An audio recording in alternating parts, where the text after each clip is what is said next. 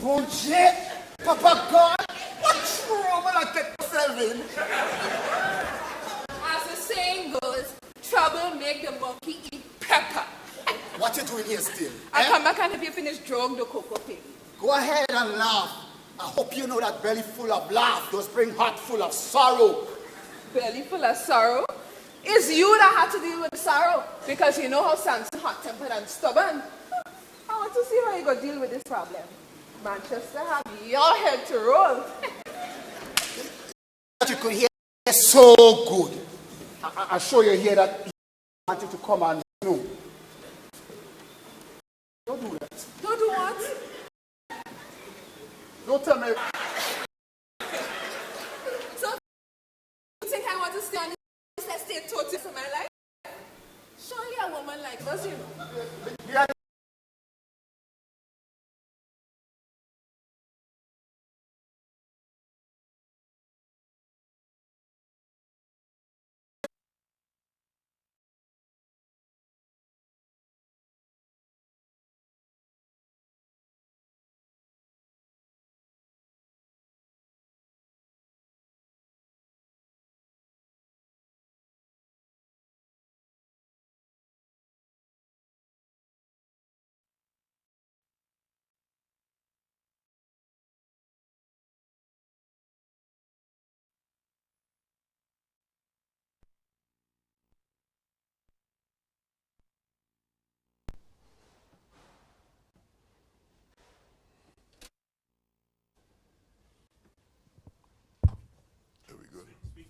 1, 2, 3, 4, 5, 6, 7, 8, 9, 10.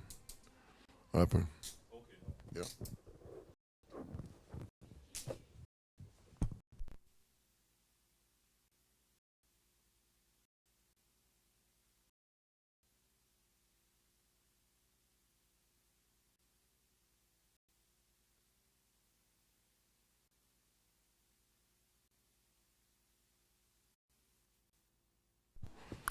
One, two.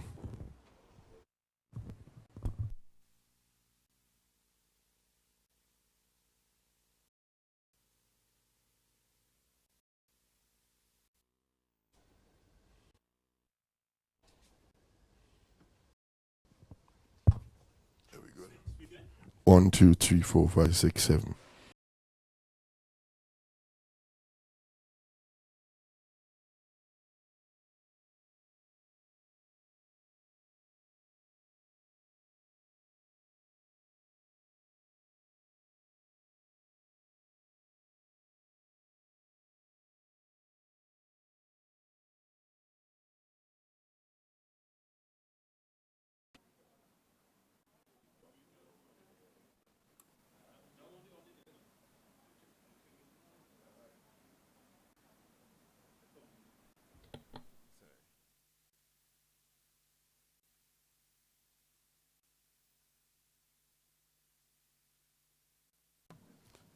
Mic test 1 2.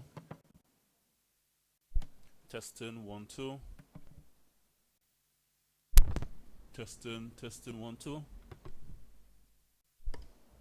Testing 1 2. The battery in the same changing. Yeah. The light cannot do.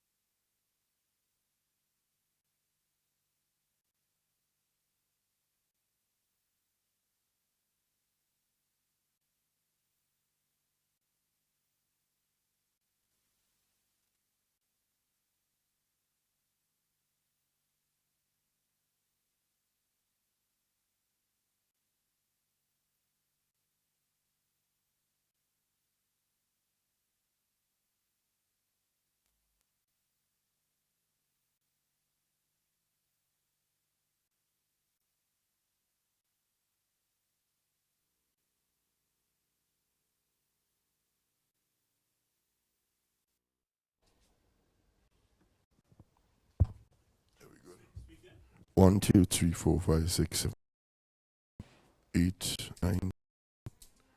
Happen. Yeah.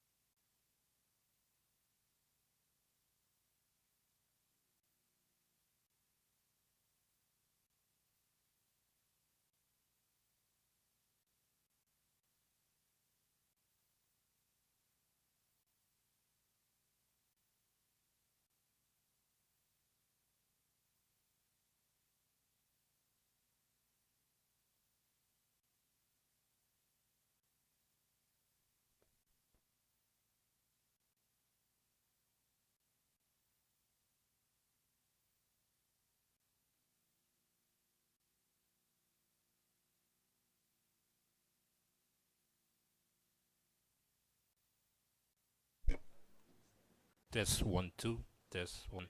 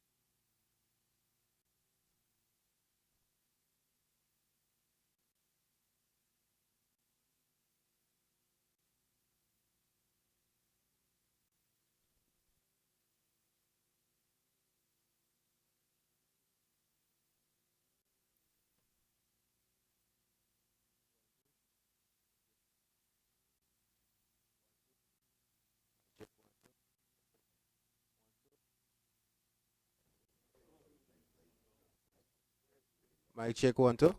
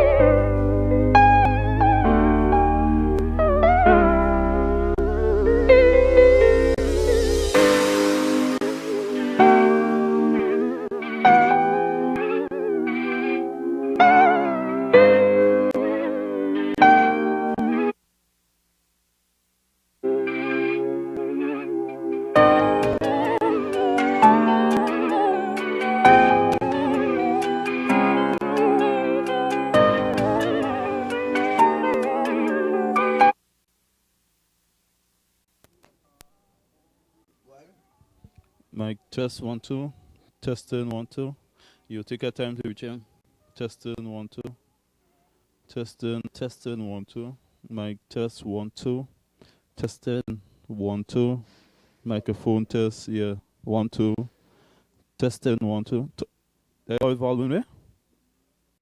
Testing 1 2. I find out dragon too. Testing 1 2. Yeah, I'm a volume. That dragon, man. Testing 1 2. Microphone test. Yeah, that dragon, man.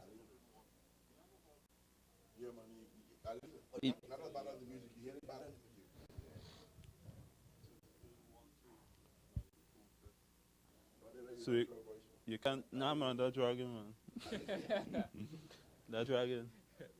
You can't check the setting and see.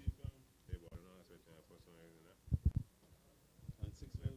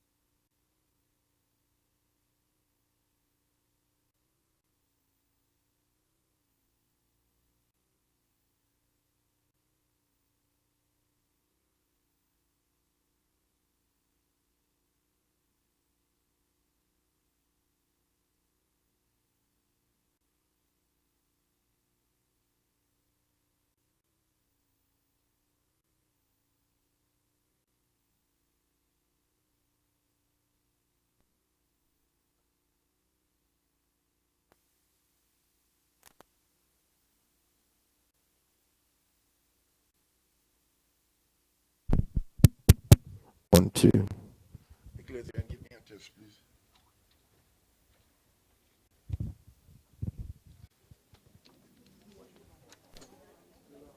It will be up to her to take the mic on and off it because I don't have a sheet. all she do is switch on. You will hear the song.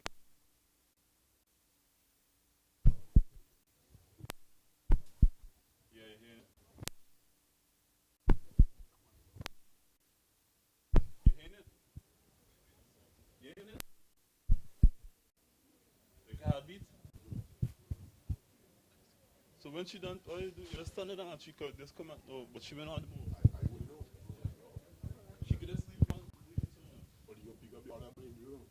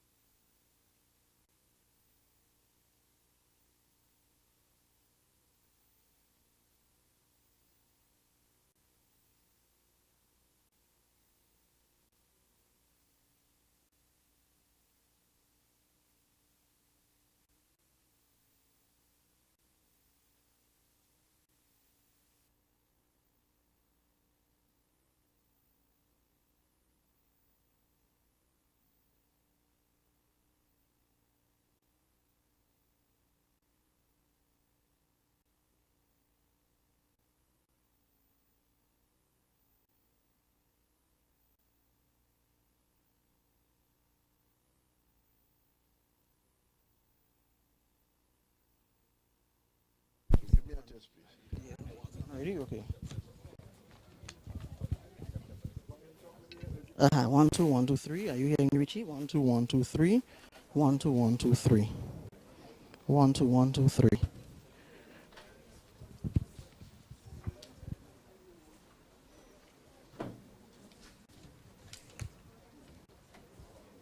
Right, so when you finish, just do it.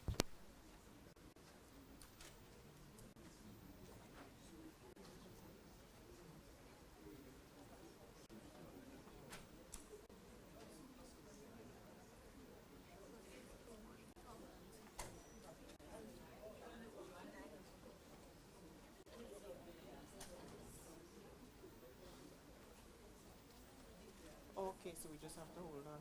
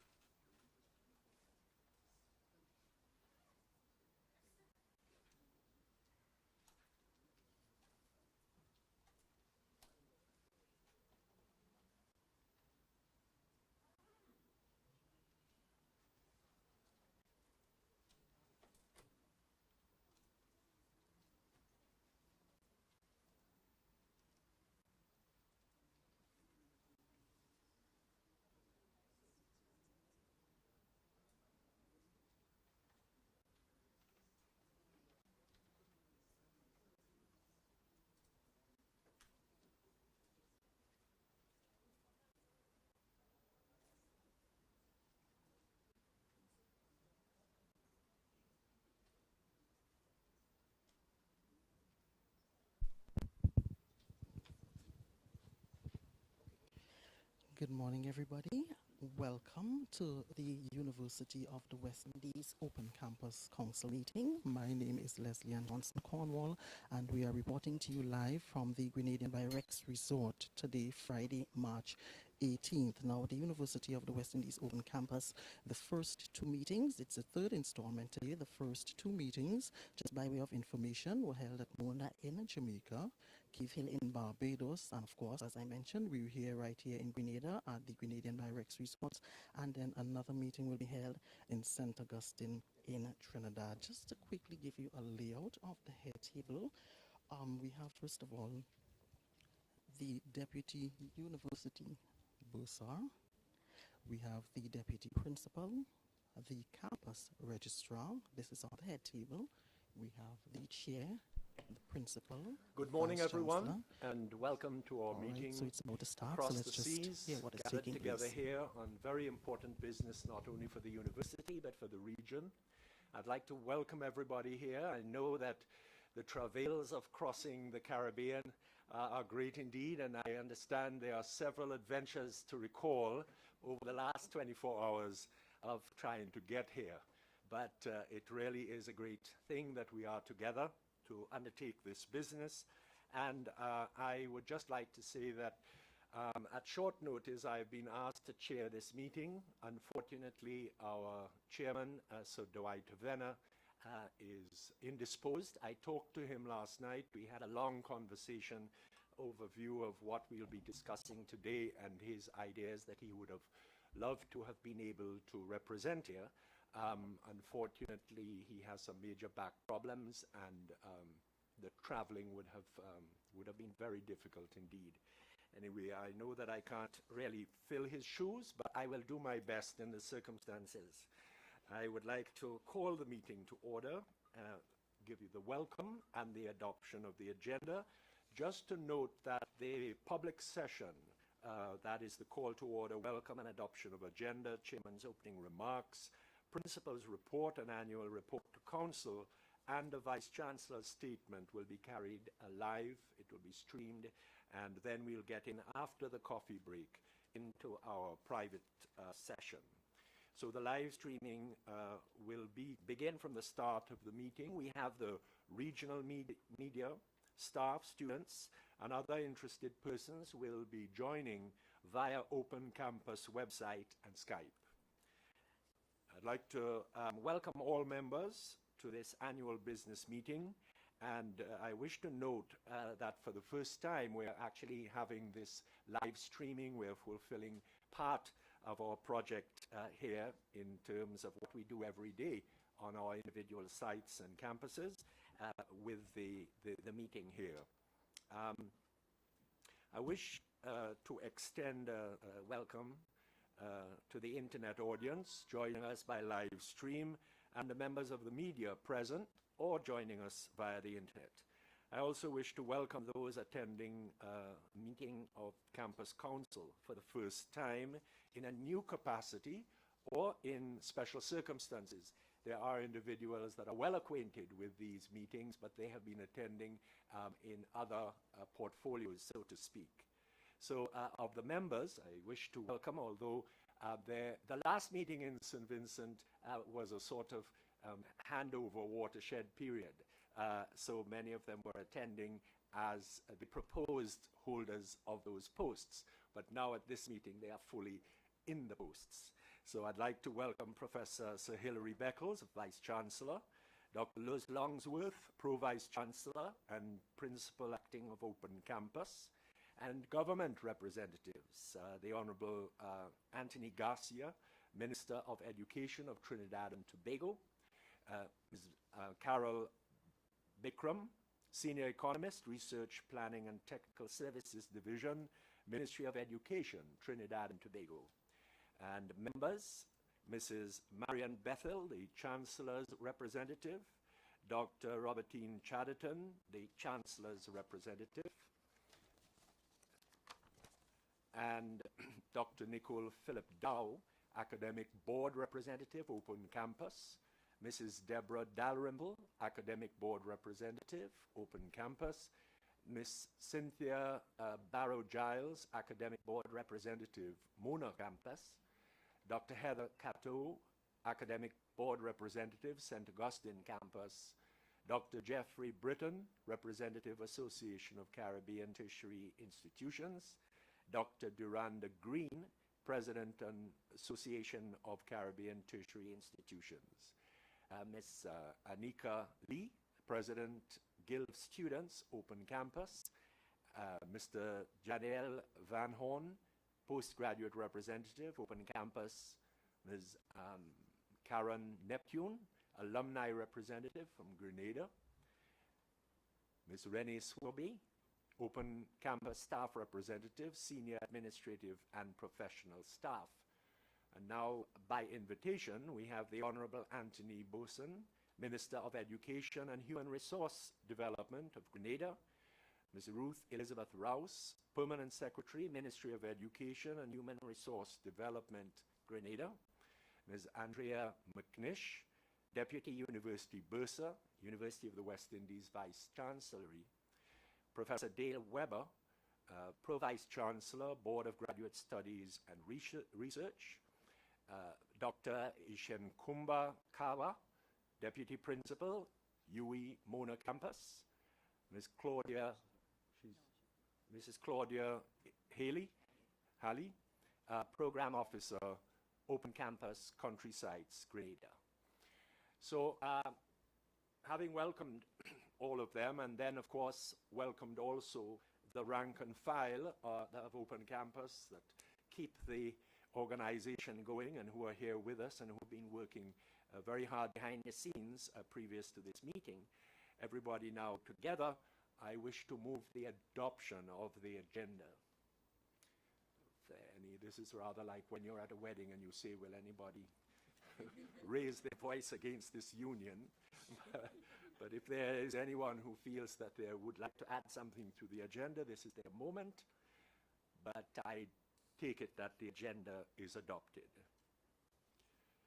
And the first item on the agenda is the chairman's remarks. I will make it short because, as I said, I am acting, but at the same time, I did have this conversation last night with Sir Dwight, and I think that one of the main components of this meeting is ensuring the many linkages that are so important to the campus. That is essentially within the university itself, the main campus sites, and of course the open campus and the links that are important there, and across the region, the importance of the governments and maintaining the closeness of people in the working of this. In fact, it is indeed a work in progress, a very brave and dynamic move that was made, and the ideal, the overall ideal, of course, is the objectives from those early days of the extramural department moving into continuing studies and opening up into the open campus. But there are increasing challenges that we have with relating to what is happening in individual states where governments are deciding to put great emphasis on their individual community colleges or state colleges, and where do we go from here? And there is an interesting technical working paper on the establishment of a college of the University of the West Indies, which has been submitted. And this task force, as way back as 2004, made recommendations on the creation of a college of the University of the West Indies in the context of a collegiate university system. And that is a university with several colleges as part of its institutional arrangements. Now, I'm coming from my alma mater, which the first college dates from the 13th century or thereabouts, and goes on to the 21st with the Said Business School. You have some 37 colleges of different sizes which have been formed at different times, which all come under the umbrella of that particular university.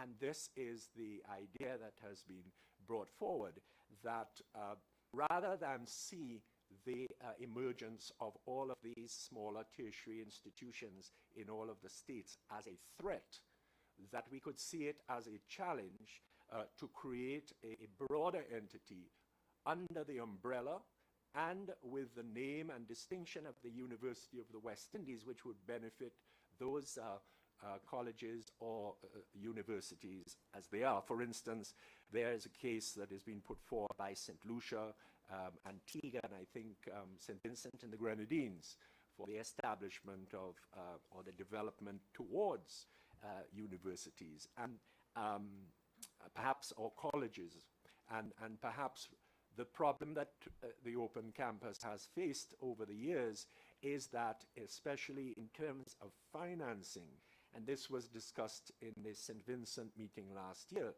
the fact that with limited funds, governments are very tempted or are split by having to put money into their contributions, which are all agreed and signed on for the Open Campus and the University of the West Indies generally, and yet the requirement to invest in their various community colleges, state colleges, whatever. And that this could be achieved by creating this larger entity under the umbrella of the University of the West Indies. We also have that link that has to be maintained with those governments and with the Ministry or Minister of Finance, who in most cases is the Prime Minister, and therefore important in relation to financing our ideals, financing our work in ensuring that that we carry out the needs both of the students and of the state. The Minister of Education, the Financial Secretary, and the Accountants Generals, so that we have to develop and maintain, that is the individual heads of sites, but of course from the Vice Chancellor downwards, the Director of the Open Campus, etc., to maintain those links with those individuals to ensure that we are prominently in their thoughts and in their actions at all times, particularly when it comes to budget and financing. But also there is this private sector component. I know that our private sectors are usually extremely weak and struggling in many cases at this time, but there is an important part that private sectors can play in terms of ensuring that the workforce of the future is provided for by the Open Campus. And what Sir Dwight, in a conversation that we had, was hoping was that the Open Campus would set up a subcommittee to look at the reports that have come in. That is, for instance, the report on the Open Campus Government Task Force, the other report which I mentioned a moment ago in relation to a technical look at seeing how we could develop the Open Campus as a university under the umbrella of UE. And also to ensure that that university-centric point of view would be linked with members of the Open Campus. Tends to be that, you know, we concern ourselves about the bureaucracy. It is necessary to operate the universities to ensure that the system works. But the fact of the matter is that we are also providing that long-term view, providing a trained workforce, a trained cadre for the development of each nation state and the region as a whole. And that the study of these reports and hopefully carrying out what the task force and others have found will assist us in going forward. And the importance of, especially at this time, the university centers or the sites becoming the crucible for discussion and debate. One of the problems that we're having now in our individual states is the polarization of thought and action. And so Dwight was recalling the days at Mona when twice a week they'd have formal hall, and students would get together in their gowns, but at mixed tables with mixed disciplines and people who are coming from different, of course, different parts of the region. And so you would have a discourse and a discussion that would stimulate your particular subject of whatever you are doing. And we have to somehow, although we are very dependent on the distance technology, somehow recreate that university ideal within our various sites. So the onus is very heavily on the heads of sites, not only to do the business of achieving degrees and qualifications, but to create a spirit of exchange, and that you have, therefore, a cadre of people coming out of the open campus who can effectively contribute on many levels to those particular states. And as I say, and is taken for granted, to the region as a whole.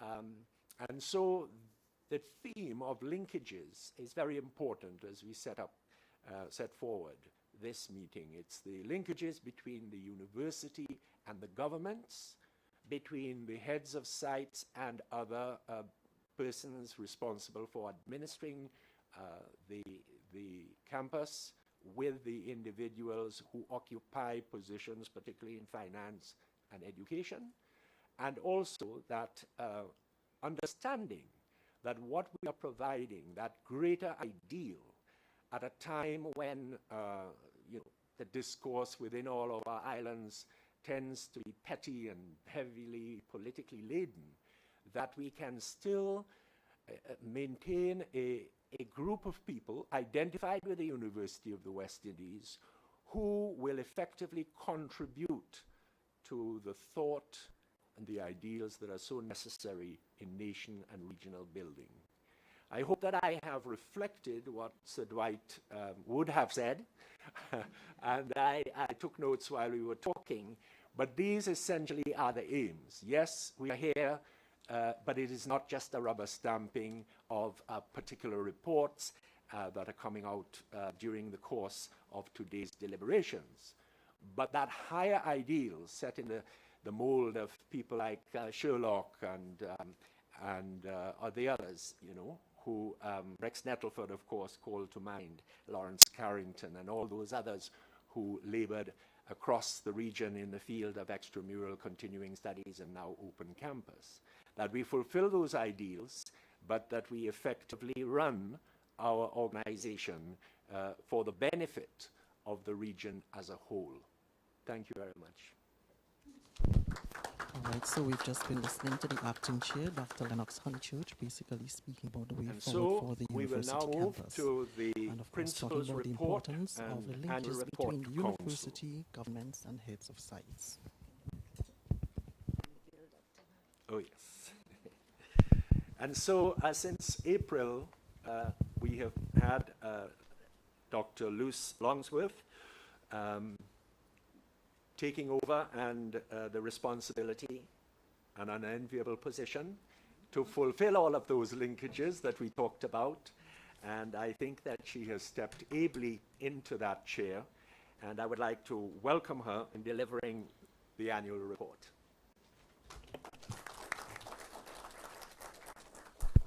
Thank you very much, Chairman, Acting Chairman Dr. Honeychurch, Vice Chancellor, Professor Sir Hilary Beckles, Minister Anthony Garcia, Minister of Education of the Republic of Trinidad and Tobago, Professor Ishankumba Kawa, my colleague and the Deputy Principal of the Mona campus, Pro-Vice Chancellors, our Permanent Secretary from Grenada is on her way, but I greet her in her absence, Ms. Ruth Elizabeth Rouse, Ms. Carol Bikram, Senior Economist of the Ministry in Trinidad and Tobago, members of council, members of the media, all staff, students, colleagues, supporters of the UWI Open Campus joining us either here today or on the live stream. This is not an unusual circumstance for us in the Open Campus. We are used to being virtual people, but today we're going to do a lot of virtual reality as we speak.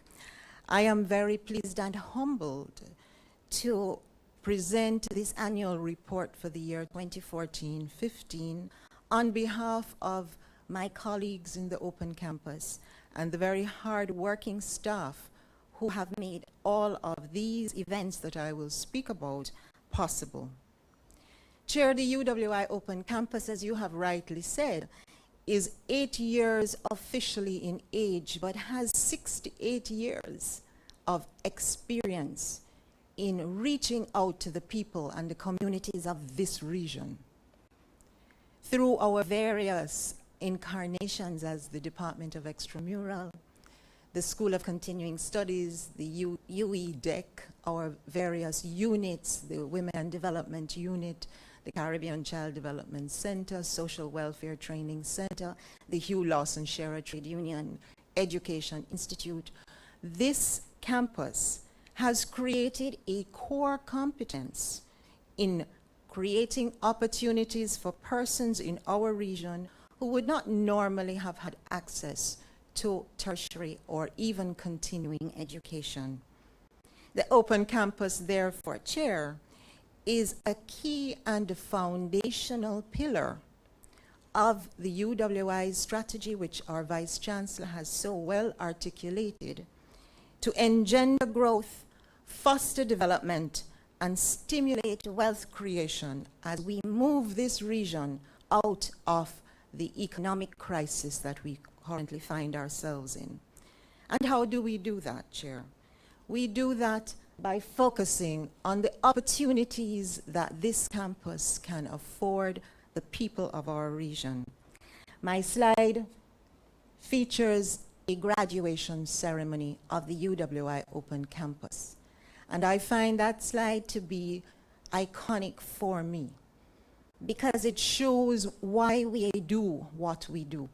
And when, Chair, we do have those days of very silent despair, we simply just have to look at something like this and to look at your left where you see a sample of the 700 plus graduates that leave the Open Campus every year from every single country in this region and join together to celebrate with their families on the right and with the university in front of them. So this is why we do what we do. So I prefer to begin, as Stephen Covey says, with the end in mind. My presentation today will focus on an appraisal of our performance on the strategic themes of the 2012 to 2017 strategic plan. I will look specifically at the 2014-15 academic year. I will then sit so that you won't have to listen to my voice all the time, so that our other presenters, our deputy principal and the directors of academic programming and delivery, the Consortium for Social Development and Research, and the Open Campus Countrysides can present briefly their work over the last year. And then I will close, Chair, with initiatives for 2015-16 and beyond. The 2014-15 academic year, as you have heard, was one of change. And I wish here to salute my predecessor, Professor Eugene Barito, who started the academic year as the new campus principal and was a new campus principal again in April when she was appointed the principal of the Cave campus effective May 1st. However, the strategic path that has been outlined for the campus continued unabated. And I wish to thank Professor Barito for her brief but stellar stewardship of this campus. The transition, although quick, has been smooth, and the work of the campus has progressed with the entire team coalescing around the achievements of the strategic goals for the outlined period 2012-2017. The year's focus was around 3 cross-cutting themes articulated by Principal Barito of expansion, penetration, and financial sustainability. However, the Open Campus also had a year of great challenge.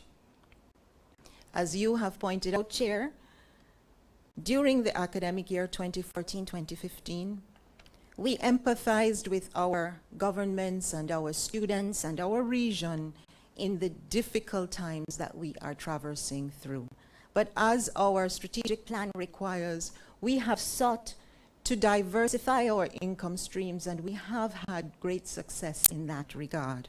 And you will see from here that our government contributions continue to fall, as well as our commercial operations, other income, special projects, and tuition and student fees continue to rise.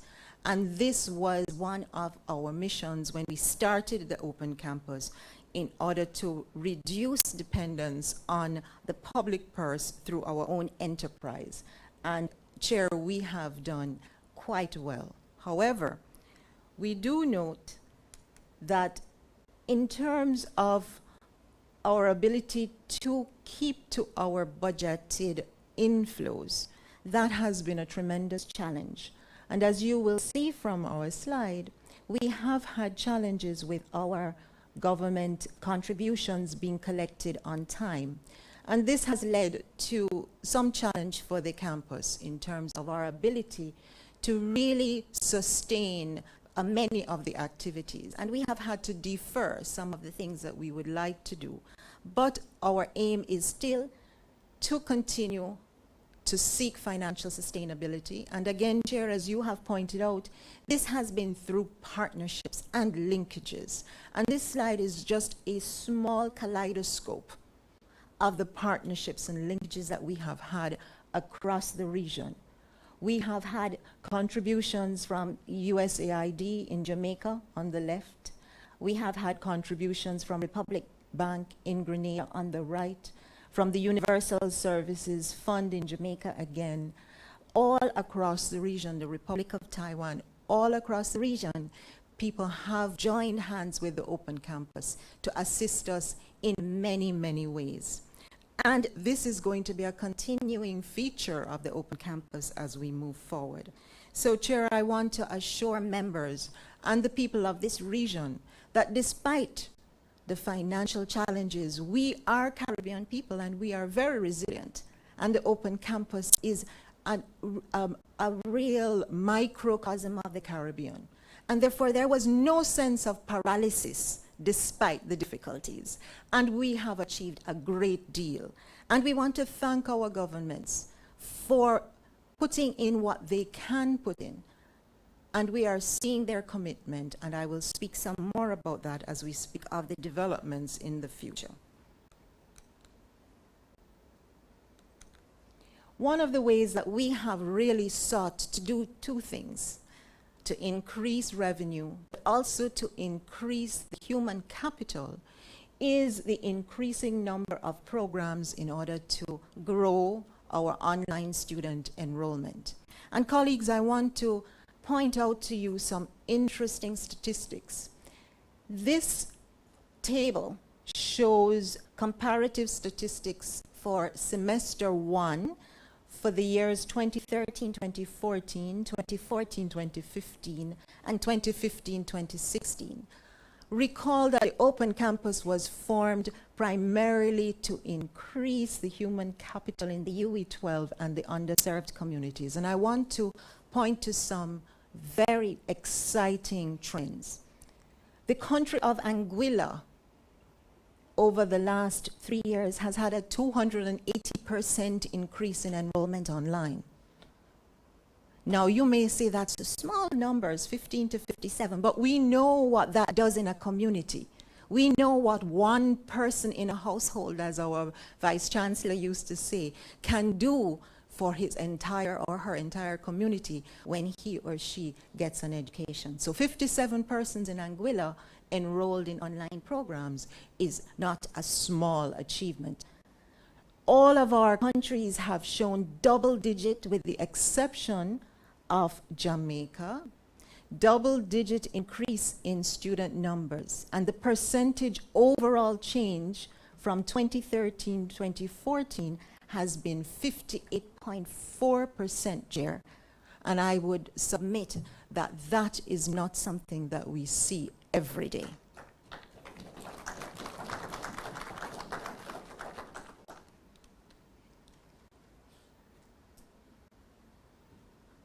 I want to turn to Jamaica because Jamaica showed a small increase online.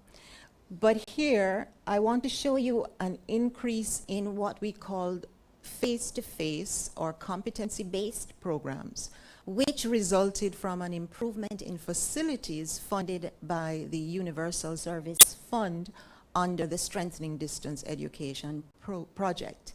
And here we see Port Antonio. For those of you who are familiar with Jamaica, Port Antonio is on the north coast, the northeast coast. We see a 705% increase in students taking short courses in that, what we would call, I think, country town. Again, in Brownstown, in the hills of St. Anne, a 56% increase. And at Camp Road in Kingston, a 30%. Mandeville, again in the countryside, a 59% increase. Maypen, 71%.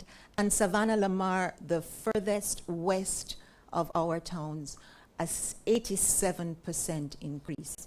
And these are underserved communities. These are communities that it would take as long for a student to get from Savannah Lamar to the Mona campus as it took some of you to get from Dominica yesterday to Grenada. So this is an example of us serving our underserved communities, Chair. And how have we done a lot of this? Our staff, particularly in the academic programming division, have worked indefatigably to produce what I consider to be a tremendous output of 21 new degree programs developed in 18 months. Again, I would submit to my colleagues in any of our campuses that that is quite a heroic feat, but it is a sign of the dedication and commitment that we have from our staff, as well as the support from our funding agency, Global Affairs Canada, formerly DFAT-D. So I would like to here salute our staff in the academic program. You can't see this, but this is an example of the advertisement. And sir, we have moved from 3 degree programs when the campus began in 2008 to 81 degree programs in 2016. Our other mandate of continuing and professional education is not at all left to lie fallow. We have also ramped up our production of new programs, and this we have done in consultation with our communities. What are the things that the private sector would like to see with their staff enriched? What are some of the areas that people would like to go into, possibly for entrepreneurial ventures? And I can show you some of the ones that we have now developed. Very interesting ones: occupational health and safety, entrepreneurship, managing people effectively, procurement management, facilities management, information technology, information communication technology law, and the list goes on. These are in response to the communities that we serve. This list came from years, actually, of consultation with heads of sites, who are the persons on the ground with the private sector and with the public sector in each of our countries. And we have developed a list of 41 such programs. These are the ones that are now ready, and we have another 20 that will be rolled out by the next academic year. So, Chair, as you have pointed out, we have partnered for our progress in order to ensure that we keep our campus moving and we fulfill our mandate. We have partnered here with the CDB, with the government of St. Vincent and the Grenadines, and you will see the High Commissioner of Canada, High Commissioner Richard Hanley. This is at the launch, the recent launch of the redevelopment of our site in Grenada. And we have with us here our head of site, Mrs. Deborah Dalrymple, who is leading that, the site redevelopment. And we expect, as you have charged us, to improve our facilities so that our students, our staff, and our people have a space, an intellectual UWI space of the standard deserving of the people of the region. Here we meet with our funding agency, CDB, and of course our CFO is with me to make sure that all the I's are dotted and the T's are crossed, or it might be the other way around sometimes with the funding agencies. But I want to also thank our partners at the CDB for constantly being a part of the development from the 1980s of the development of the outreach sector. We have also benefited from many externally funded projects, and we will say more. Professor Meeks will speak more about the USAID project, which is a tremendous project of social intervention in Jamaica. But throughout the region, this is just a small selection. We have had donors who have given us small, but one cocoa, right? Definitely fills the basket of the open campus. I move on now to what is central to all of us, and that is the life of our students. And I want to recognize our students who are here to support, and they're always here to support us at these meetings. And I want to thank them, our guild president and our postgraduate representative, for being here. And they're right beside me, so I feel their energy coming.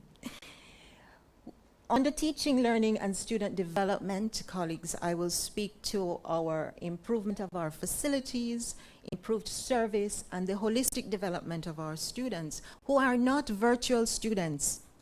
They are very real students, and they have very real interactions online, on-site, and on demand. Our facilities, Chair, have been with us for a very long time, and we therefore have had to seek investment to improve our infrastructure. I wish to indicate that we have in train at the moment 3 major projects. The Chaguanas development in Trinidad and Tobago of approximately 50 million TT. The development which I spoke just now in St. Vincent and the Grenadines, and the Marne St. Lucia of US 9 million. This is major investment in facilities, but we are looking at all of our facilities and trying to seek partnerships in developing them.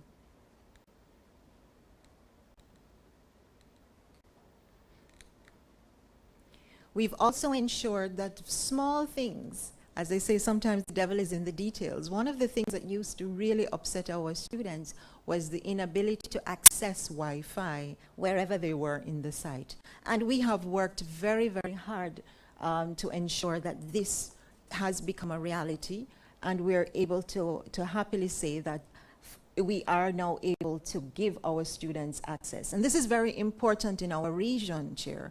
As you know, many of our students may have limited access at home, and even if they have access, it is still too expensive for many families to afford access to the internet. So this is one of the ways that the sites and the campus provide support, not just to our students, but to our community.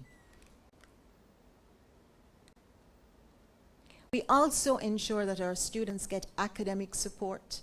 They have support online. There is a wonderful feature called Ask a Librarian online, and I want to thank our librarian and the library services for that, because I know that that is quite an important feature for us, where our students do not have access to university-level libraries in every country. So I want to acknowledge our campus and university librarian, Mrs. Likwai here.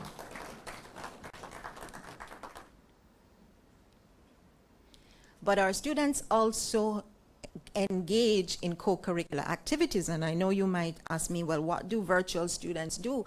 Do they play video games? But no, our sites, Chair, as you have also indicated, are very, very active in co-curricular activities. And our students have formed a very active guild of students. And for the first time in 2014-15, Open Campus students participated in the inter-campus games that were held in Trinidad and Tobago. And here you see a sample of them. Now, we didn't win, but, but it was in participating. And I can tell you we were voted most congenial group because the Open Campus students were participating in so many activities. And next time, we are saying to Mona, Cave Hill, and St. Augustine, watch out. And the reason I can say that is because in our first outing in the inter-campus debating competition, we gave people some moments of anxiety when we were actually number one, and then we had a small fall to number two in the inter-campus debating competition. I want to thank Janelle Van Horn for leading that effort and for the excellent showing of our team. And the football team too, Janelle, sorry, and the football team. So we see that our students are all over the place. I want to thank the Vice Chancellor for enabling this exchange to Sophia University in Japan, where we had 2 of our students from the Open Campus joining their colleagues from the 3 physical campuses for an amazing experience in Japan earlier this year. And we had a student from St. Vincent and the Grenadines and a student from Montserrat participate. And I believe we had a hard time getting them back, but they are back and they have many stories. So, sir, you see that our students are an enormous part of the life of this university and contributing in many, many ways. And of course, our graduation, as I pointed out, each year we have more graduates. Last year we had over 700 graduates. I move on now quickly to our other most important element of the Open Campus's work over the year, and that is staff engagement. We have the unique advantage, as I mentioned, of having staff in 15 countries across the region. It is a challenge to do staff engagement university registrar the way the book writes staff engagement, because we have persons who we may never see in person, but we have to find a way of engaging these individuals towards the execution of the mission of the university and the Open Campus. So we have done virtual town hall meetings, and that is an amazing experience. Because when everyone opens their mic, we have over 300 people joining us virtually through what we call a Zoom room.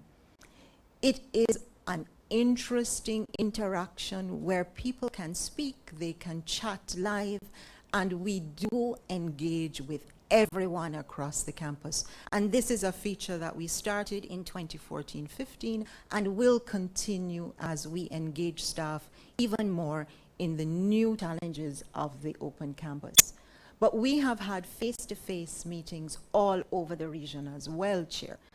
The campus requires energy, it requires stamina, it requires the collaboration of LIAT, Caribbean Airlines, and sometimes boats and trains and whatever, donkeys maybe some days, but we will get there. And so we have had engagements in each of our countries when we're able to sit and speak. And I tell you, it is no easy task to make it around 15 countries in any year, but we do give it a try, and our leadership team ensures that whenever we are in one of the countries, we sit with our staff and we reason with them, we speak to them, we find out what's happening in that country.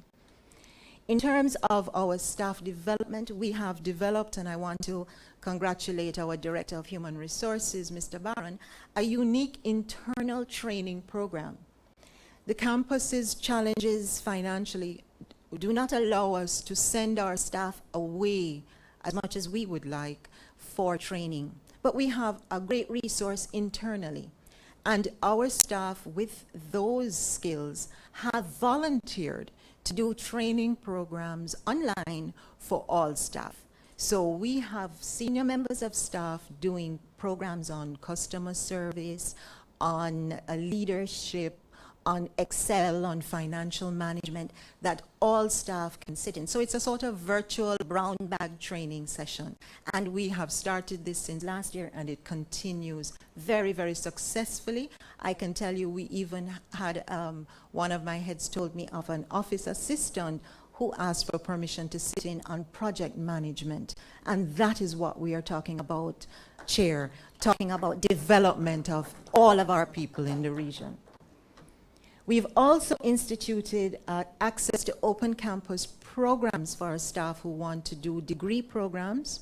We have started a scholarship scheme for our staff, and I can tell you I have the very, very best problem, and that is I have so many of our staff wanting to study with the open campus that there are times I may have to shut it down because we are unable to give access sometimes to staff because they are studying, but we are doing the best we can to ensure. But I think that if the chef is really willing to eat his own food, then that is proof of the pudding. So I am very grateful that our staff are rushing to study with the open campus.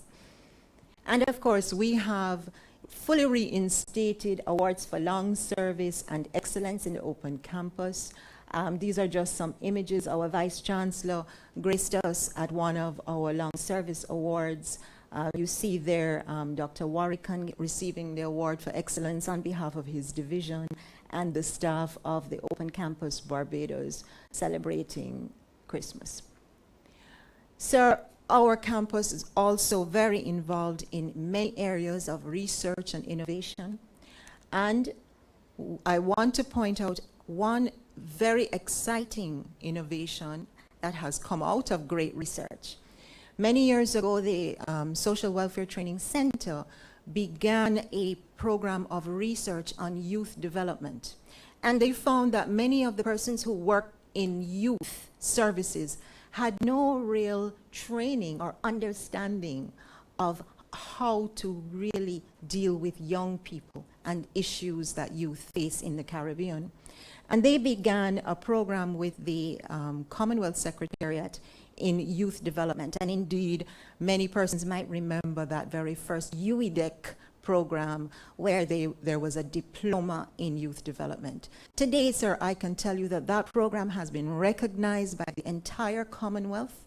It has now been made an open education resource, and we have signed an MOU with the Commonwealth of Learning and the Commonwealth Secretariat, which will allow our BSc in youth development to be offered to over 20 universities and growing in numbers across the Commonwealth. We have set the standard for youth development work in the Commonwealth, and I want to congratulate our colleagues in CSDR for that. Happily, sir, it is now time for me to take my seat and to pass it on to my colleagues who will follow unannounced, the Deputy Principal first, and then the Director of APAD, the Acting Director of APAD, Ms. Dr. Denise Gaspar-Richards, followed by Dr. Judith Suarez of the Consortium, and then finally by Dr. Francis Severin of the Open Campus Country Sites.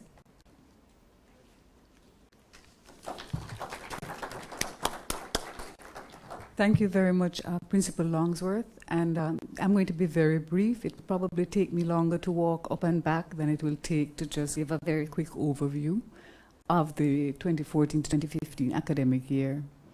Just a reminder that I took over from former Deputy Principal, Professor Vivian Roberts, in October of 2014. And those are enormous shoes I'm trying to fill. I have gone and pressed the wrong button. Okay. All right, so we've just heard from the Pro Vice Sorry. for the university, Dr. Liz Longsworth. She presented the annual report and, of course, said that the focus is on expansion, penetration, and financial sustainability. And while there were many challenges, there were also a lot of successes. For instance, a major challenge, in spite of our doing this every day, contributions not being collected on time. So the campus, of course, had to defer some activities. well, it's But just they a want to nice ensure that review of financial the sustainability, principal's of presentation course, in the is a meantime and the priority. beautiful photos. Of course, as they mentioned as well, there are 21 new degree programs developed in 18 months. It's a sign of the UWE staff's dedication, and a major success as well is moving from 3 Right. degree programs. So just a in reminder of 2008 some of the to areas of 81 in responsibility 2016. of the Office of the Deputy Principal.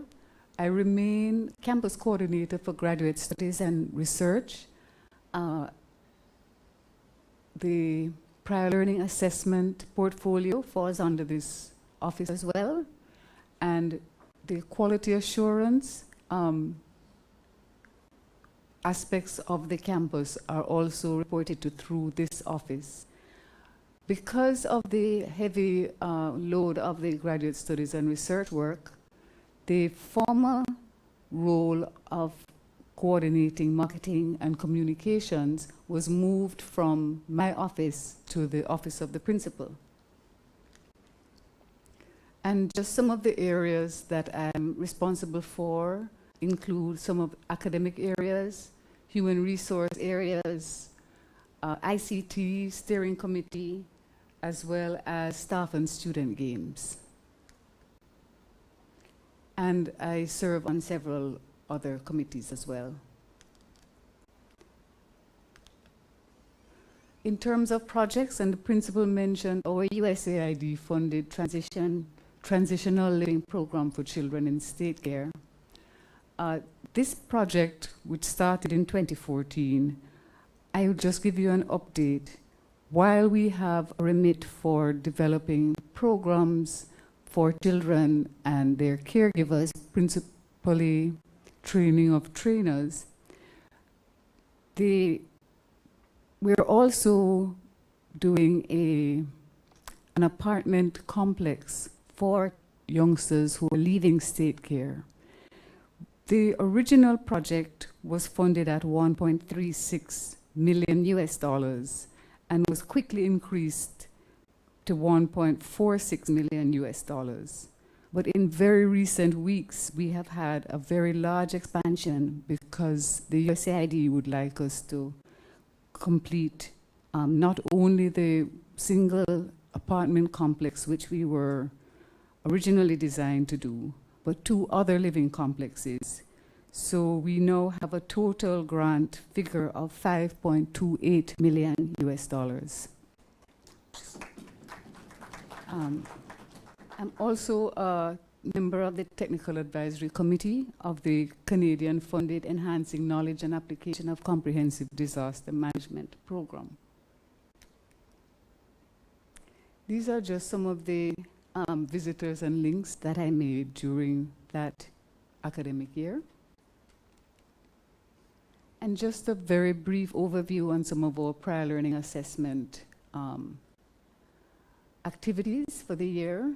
We had an external review of the course, and it was piloted in September 2014, during which time we had 11 staff observers, and we also undertook multiple training and sensitization. At last year's meeting, I reported that the prior learning assessment course was approved for advanced placement within the Open Campus courses. But I'm very pleased to say that the Board for Undergraduate Studies has also approved us to pilot using the PLA course in a modified version for matriculation into the Open Campus courses. So very many thanks there, PVC, Board for Undergraduate Studies. And I don't have a slide for it, but I would just like to mention in terms of our quality assurance as well, that we achieved accreditation for the Open Campus for 6 years. And this is the 3rd year of that accreditation period, which means that we are going to have a midterm visit this year by an accreditation team. And I'm bringing this to your attention because the accreditation team may choose to speak with members of council as well as members of many other parts of our campus. So we'd like you to be aware of that. And in the cylinder with all of the documents, there is a one-page brief describing what the midterm review is about, in addition to a two-page frequently asked questions sheet. So I would request that you could take a look at that just in case you might be asked as well. And I hand over not to Dr. Joel Warrican, but to the acting director. Thank you. Thank you. I hope I present a better picture than Dr. Joel Warrican. More pleasing on the eye, I hope. Thank you very much. I just want to start by speaking quickly to what is the Academic Programming and Delivery Division. You would have heard earlier where the principal spoke to 21 new programs coming out of this division. This division is divided into three departments where we focus on program planning as a start. So that's where all our program proposals are dealt with and taken through to approval. Then we move to the course development department, which I head, where we actually develop the content for the online courses. And our third department is the program delivery department, where all of the online courses are delivered and managed. And that is a very, very huge process of implementation of courses that have been designed over particular periods of time. So moving to the presentation, the first thing that I've highlighted here is the fact of number of new programs that we have planned, designed, and received approval for through the Board for Undergraduate Studies and the Board for Graduate Studies and Research. So you'll see here 21 new programs. We also have 2 revised programs, the BSc Management Studies, which is a long-standing program of the Open Campus, was revised during the academic year. And we now have a number of streams in that new program that has really taken off in new and exciting areas. But for us, the 2 EdD programs that came out of this work that we did in 2014-2015 that was funded by the Global Affairs Canada project is very exciting for us. We have these 2 programs on the table, and we actually have a number of students from the UWI, and I'm talking about across the campuses, in addition to some of the regional organizations, one of them being the Caribbean Examinations Council. So we are very, very happy and excited about this particular the EdD programming that we have in addition to the others. We've also been able to do something that we had been looking at for a long time since the startup of the APAD, but we were not able to implement until the 2014-2015 academic year. Here we have program advisory committees. We have these committees in 3 program areas: behavioral sciences, education, and business and accounting. Now, these program advisory committees all work in an online environment. We have never had a face-to-face discussion with that committee. We meet online, we interact online in our Moodle platform, which is our delivery platform for online programs. Those committees work to help in guiding the design of programs, the development of the programs, because they're very much involved in looking at what goes into a, for example, a course outline. What are the topics? Are we on the cutting edge? Are we dealing with issues that are relevant to the Caribbean publics? What are we doing? When we are delivering these courses, are we taking note of the needs of all of our students and ensuring that we integrate not just content, but also how we deliver these programs? So they have been very instrumental in our work, and we are very pleased. There are a number of Caribbean nationals or professionals who function on this committee, and this is a public thank you to them for the work that they have been doing. We've also been able to implement during the academic year a number of revised and targeted orientation and training courses, because we recognize that the Open Campus does not have dedicated faculty. We work with the 3 physical campuses as much as possible, but the majority of our teaching staff and our online development staff come from practitioners in the field. These persons are located throughout the Caribbean, internationally, because we try to ensure that our programs are meeting not just international standards, not just Caribbean needs, but also the international standards. So we have come up with some very innovative training programs where we teach our personnel online pedagogy, and we ensure that they are all oriented in the technology so that they can support our students. So we have, during the academic year 2014-2015, we had 254 persons go through that training process. And of these, 160 were trained for the Global Affairs Canada funded courses. We've also implemented in our course development a wraparound content model where we work closely with looking at using textbooks and particularly open educational resources. You would have heard the principal speak to the youth development work, which has now moved over into an open education resource, and it can go anywhere in the world with the appropriate adjustments for cultural relevance. So we have worked with this wraparound content model. It has allowed us to be more flexible in our content development process and made us a little more effective rather than the process we used before where we were actually writing course materials, basically reinventing the wheel. So this has worked very well for us in the current period. Another highlight is the number of courses that we have been able to work on in the particular academic year. So in the academic year we're reporting on, we have actually worked on 77 new courses and 9 revised courses. And again, with the GAC STEC funding, of these, 44 were new to those programs and 9 revised under the Management Studies and Accounting program. This is a testament to the dedication of our staff, because if you think of it, you're developing online courses, persons are anywhere in the world, it's a virtual process, it's an iterative process because you cannot sit physically with the individuals and work through content development. This is a significant achievement, and it is a testament to the level, the quality of staff that we have in the APAD. We've also, in the academic year, moved to the design of a production studio to support content development, looking at more interactive and flexible formats. Now, the production studio, I just want to share a little bit, is very innovative. It is actually a 40-foot container that we have refurbished using all of the technology that's out there with regard to production work. It is housed at the Gordon Street site of the Open Campus Country site in Trinidad and Tobago. And we have actually reached a point right now where we are looking at hopefully commissioning that studio in the month of April. All the equipment we have had in place, organizing for the outfitting of that particular space. And it's I don't have the pictures because some of it is a little, it's not very pretty right now, but hopefully at the next Campus Council, you'll be able to see how we've been able to use that container to our advantage.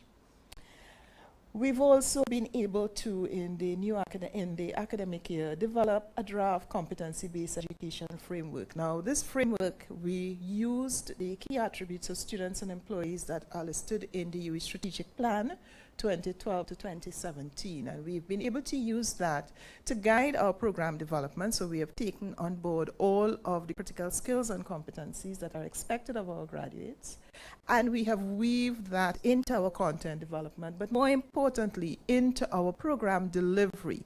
So there are critical skills that students will take from our courses that are more than academic content, learning, and so on.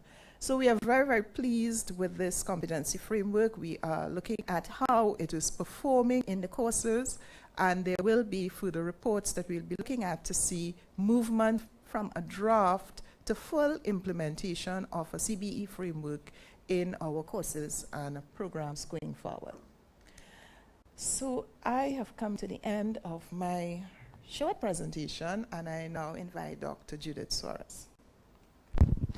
We have just heard from Dr. Denise Gaspard-Richards as she spoke of the highlights of the academic year. And of course, one of the main things is developing a draft competence-based education framework to guide program development. She also said that there are program advisory committees that meet online to guide the design of programs to ensure I'll start by continued relevance indicating to the units which comprise the Consortium for Social Development and Research, 3 of which are located in Jamaica and 1 in Barbados. Those located in Jamaica are the Caribbean Child Development Center the Hugh Lawson Shearer Trade Union Education Institute, the Social Welfare Training Center, and the Social Welfare Training Center. The Women and Development Unit is located in Barbados, where the Office of the Director also resides. So I say this because I think some of us are new here and are not aware of the units which comprise the Consortium for Social Development. These were units that transited from the extramural / School of Continuing Studies section of the University of the West Indies.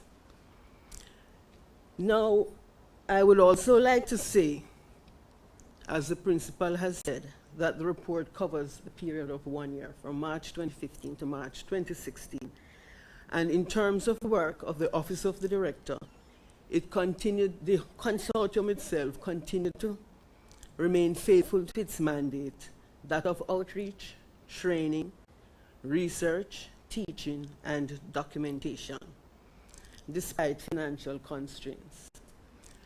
And our work, as the principal had indicated, is always guided by the operational plan within the context of the strategic plan of the University of the West Indies. Now, what we have here, the consortium has been part of the Strengthening Distance Education project in the Caribbean that has been funded by the Canadian government. And under this project, the units are asked to develop courses for training. In the, did you explain the, okay. The Strengthening Distance Education in the Caribbean project is one in which the government of Canada is assisting the Open Campus to develop programs and courses for a further stretch within the OECS, so that we can offer more and different programs to those persons who need particular programs. So the issue of strengthening distance education is just to build on the foundation that has already existed within the Open Campus. And in terms of this, in terms of our developing these courses, the Social Welfare Training Center had developed a course in community leadership and development. And this course had been approved by the academic board with commendation. And so the course is now ready for delivery. Plans are afoot within the Social Welfare Training Center to do what is required to have a course offered, advertising, recruitment, and so on and so forth. In the case of the Hugh Lawson Shearer Trade Union Education Institute, they had developed a course in productivity management. That course has already been on offer, and there are plans to have the course offered not only in Jamaica, but in Barbados, and not only in urban Jamaica, but also, well, the next urban Jamaica in Montego Bay through the Montego Bay Community College system. At the Social Welfare Training Center, the proposal is for an MPhil PhD program to be offered, and work in this area has far advanced, and we are now waiting to see what next to do. The course has been sent out for review, and we are waiting feedback.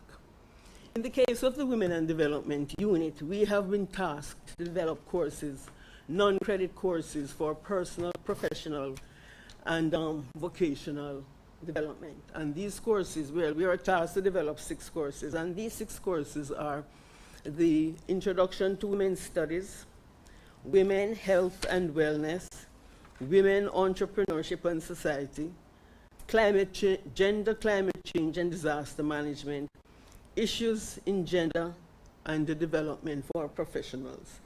These courses are being developed. They are awaiting feedback from reviewers, and so we expect them to be ready, or they are expected to be ready for delivery in the academic year 2016-2017. That is come August 1.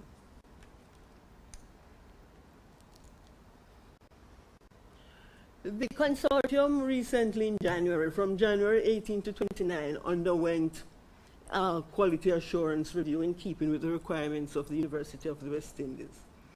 The review involved conversations and informal interviews with academic staff, heads of units, internal and external stakeholders, administrators, senior management staff, and where necessary, students and interns.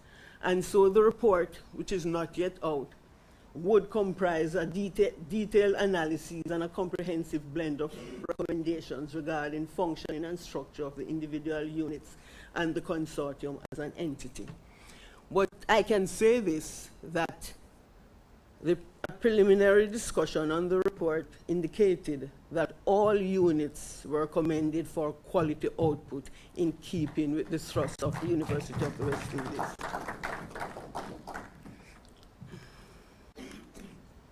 So we await that report, and I think it will be circulated to the Open Campus leadership and any other interested person.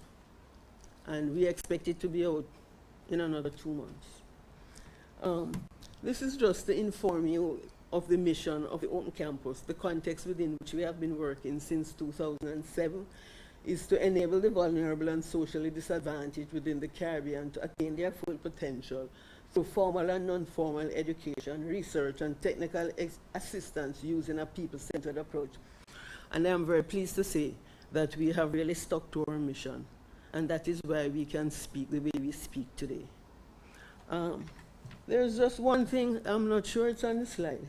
Oh, this project has already been spoken about. It comes out of the Caribbean Child Development Center, and it's a collaborative project with the Social Welfare Training Center, which, as was noted before, is involved in research in youth and hopefulness in youth research. And there's a project now, a collaborative project with the Social Welfare Training Center with the Baylor University of Texas, United States of America, on youth and hopefulness. And it comes out of a previous research that was mentioned in the principal's report, the National Research on Youth and Development. Just to say that there are 1 or 2 other little collaborative research projects that we could mention, and that relates to, well, the transitional report. This transitional project coming out of the Caribbean Child Development Center is one area that it reflects the quality of the work that we have been doing, and it's one area where it's research-based, and the research continues to inform the practice. In the case of the Women and Development Unit, we are gone into the realm of religion, and we have 2 collaborative projects with the Drew Theological School in Boston, United States of America, and York University in Canada, the Islanders and the Bible, and the Women, Religion, and Diaspora, respectively. So the Women and Development Unit is going beyond what is thought of as conventional development to include religion as a critical aspect of development, since it is intertwined in all our lives. This relates to the Transitional Living Project. It's just an update of where we are now and will take us where we ought to go. The value of the agreement was already presented by the Deputy Principal, Professor Julie Meeks Gardner. But the activities now rest on a review of the literature, development of measures for data collection, receiving ethical approval for a needs assessment phase, consultations with Child Development Agency. It's a Jamaican agency, and it's a major stakeholder in the project. Development of the life skills curriculum and manual, initiation of skills training, enrollments, identification of lands for the housing complex, but I think ground has already been broken for that. And the drafting and review of the required memorandum of understanding. So, as a whole, the consortium has been operating at a fairly high and a fairly efficient level. I can say that the Office of the Director operates at an extremely efficient and effective level. And in fact, the Global Affairs has commended the consortium for timely reporting and for clear and accurate reporting. And with that, I thank you all. We've just heard from Dr. Judith Smalls, Director of Consortium for Social Development and Research, basically giving an update on programs being developed, many of which will Thank you very focus much. on women. I see my colleague has passed over As she my mentioned, 41. It some would of be them vain will to be go ready back. for delivery in the But next I am, academic Chair, as year. you alluded to, I am indeed very happy to be here in spite of Liat, and I think the special boon is I'm dressed as well. So thank you very much. And my presentation really will treat with these areas, and I thank the principal for, in essence, treating with several of the areas, because as you'd understand, a lot of the activities that take place within the open campus, in fact, are located at or across our 44 sites. And the principal very, very well said that our students are not virtual students, they are real students.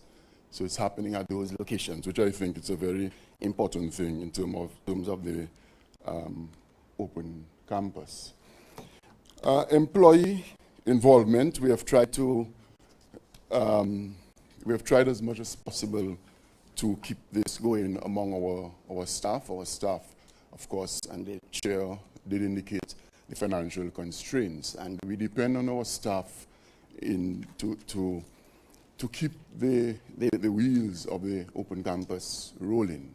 And at the sites, what we have tried to do is to engage our staff as much as possible in several areas. And the slides give some examples here, which are very well recorded within the very nice document, the annual report. Just to emphasize one or two, and I always have to apologize to my colleagues, because I cannot treat with every matter here. So colleagues who are viewing the stream, please understand that I'm not leaving you out, but just giving a few examples from if you want to call it that way, for the academics here, a random sample. For instance, there is a very interesting program, Getting Everyone to Understand Productivity, Get Up, in Barbados. All staff attended a series of workshops entitled Getting Everyone to Understand Productivity. The workshops were conducted by the Productivity Council of Barbados and covered areas such as service excellence, work ethics, teamwork, and communication. The workshops were conducted on February 17th, 24th, and March 3rd, 2015. Another interesting program, Grenada, Learning Circle. Learning Circle is a staff development exercise which was held in Grenada on March 27, 2015. The focus was on improving internal communication.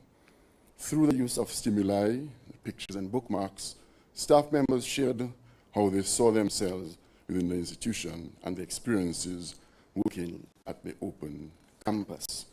So these are just a few examples. In the open campus on the sites Trinidad and Tobago, for instance, a Sports and Family Day event was held at the OXTT on March 2015, and that brings staff together.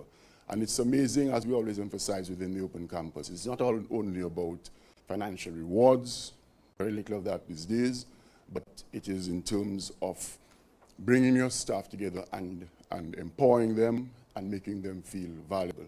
And a lot of ideas for these staff engagements come, in fact, from the actual staff themselves. Another way that we have tried to engage our staff, for instance, monthly staff meetings, but not the regular mundane, banal meetings, but getting staff at all levels to chair meetings internally so that they feel that they have a critical role to play within the context of the open campus. So these are just some examples. Student development and alumni relations. We have tried again, and in keeping with the tone of the principal's conversation with you, that to engage our students as well in terms of their experiences, because we understand the link, the association between a student who is satisfied and a future graduate who is loyal to the institution.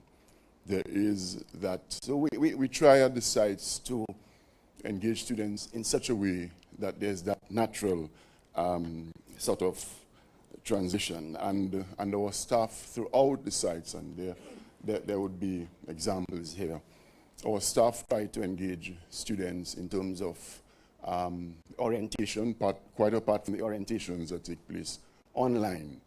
But the staff at the site who are trained to and who have the skill to do so, try to engage staff in students in face-to-face sort of conversations. And it could be counseling, student advising, and sometimes you will be surprised the sorts of, if you will, issues that arise. And we have at all levels to comfort students. And of course, they are very appreciative of that. Another way we have tried to facilitate certainly the campus registry is in terms of the guild elections. And I have to say to you, and I hope our guild president is allows me to say so, but the staff-student network is alive and well, but also the UWI network. It is the guild president yesterday who really took care of me in the airport at Antigua. She used her influence to get me into the VIP lounge. And I think that's a very important anecdote to reveal, But of course, I don't think she would have done that if she didn't have that UWI, if you will, family ethos within her. And I want to thank her publicly and, well, as it turns out, around the world for doing this. Of course, we're still challenged in terms of our increasing the involvement of alumni, but we are moving in that direction. Outreach, and our chair made reference to it in terms of the open campus and its sites in particular being a crucible for intellectual discussion. And chair, I'm for that. And I think this is what our societies, our communities look to us to provide. And when we don't do so, they feel very disappointed. They always look to us as, if you will, intellectual entrepreneurs. And we want to continue doing these things.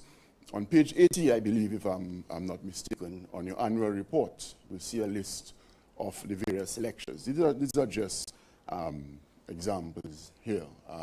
The Carl Bristol lecture, I think, was launched last year, and I'm really pleased with that, because we had developed a paper on establishing distinguished lectures, and our head here took that and just was the first in terms of the new set of sites, so to speak, who had not had formal lectures yet to run with it, and we congratulate her for so doing. Again, a lot of these can be found within the context of your annual report, so I will not detain you here on this. These programs, again, the principal spoke to them already, but the numbers are not in sync with what's in the annual report. But I think the explanation has to be that these may very well be focusing on the 13-week programs and not a conglomeration of the multiple times programs. So this is the explanation for there. It gives you a sort of a pie chart, graphical sort of indication of what is happening in that regard.